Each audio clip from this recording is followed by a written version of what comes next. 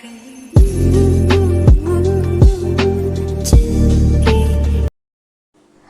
இன்றைக்கி நம்ம கறிப்பலா சாப்பாடு செய்யலாம்.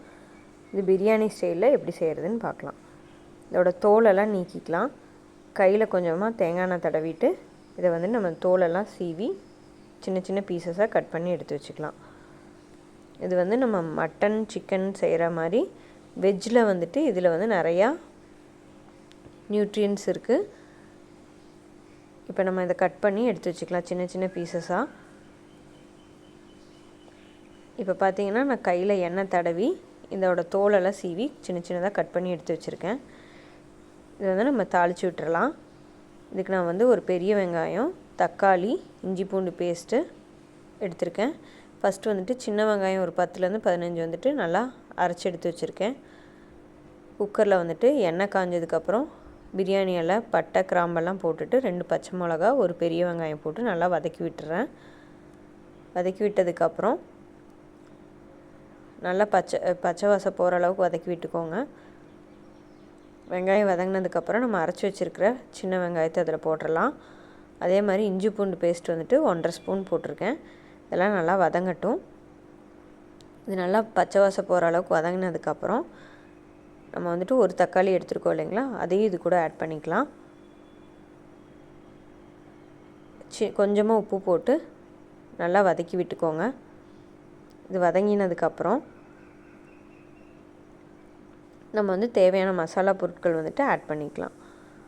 இதுக்கு வந்துட்டு கரம் மசாலா 1 ஸ்பூன், பிரியாணி மசாலா 1 ஸ்பூன், உங்களுக்கு தேவைக்கு ஏற்ற மாதிரி சப்போஸ் உங்களுக்கு வந்துட்டு பச்சை மிளகா போடலைன்னா சில்லி பவுடர் ஆட் பண்ணிக்கோங்க.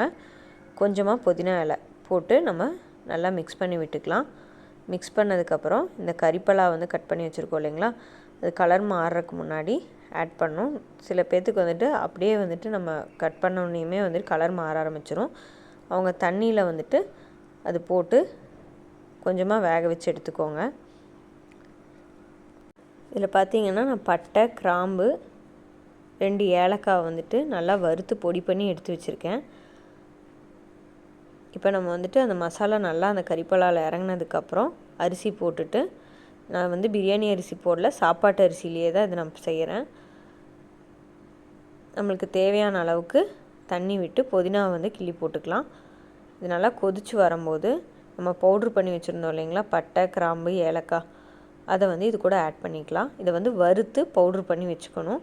எப்போயுமே பிரியாணி செய்யும்போது இந்த மாதிரி வறுத்து பவுட்ரு பண்ணி வச்சுட்டு கடைசியாக நம்ம குக்கர் மூடும் போது இதை வந்து நீங்கள் தூவி விட்டு இறக்கி பாருங்கள். டேஸ்ட் நல்லா டிஃப்ரெண்ட் உங்களுக்கு தெரியும்.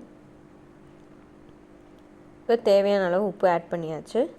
இப்போ நம்ம கொதி வந்தோடனே குக்கர் மூடிட்டு 3 விசில் விட்டு ஆஃப் பண்ண வேண்டியதான். இப்போ நல்லா வெந்துருச்சு, சாப்பாடுலாம் வெந்துருச்சு, கறிப்பலாவும் நல்லா வெந்து வந்திருக்கு. இது வந்து நான்வெஜ் சாப்பிடாதவங்க வந்துட்டு இந்த மாதிரி வெஜ்ஜில் வந்துட்டு இந்த பழத்தை யூஸ் பண்ணி பிரியாணி செய்வாங்க. நீங்கள் இந்த மாதிரி ட்ரை பண்ணி பாருங்கள்.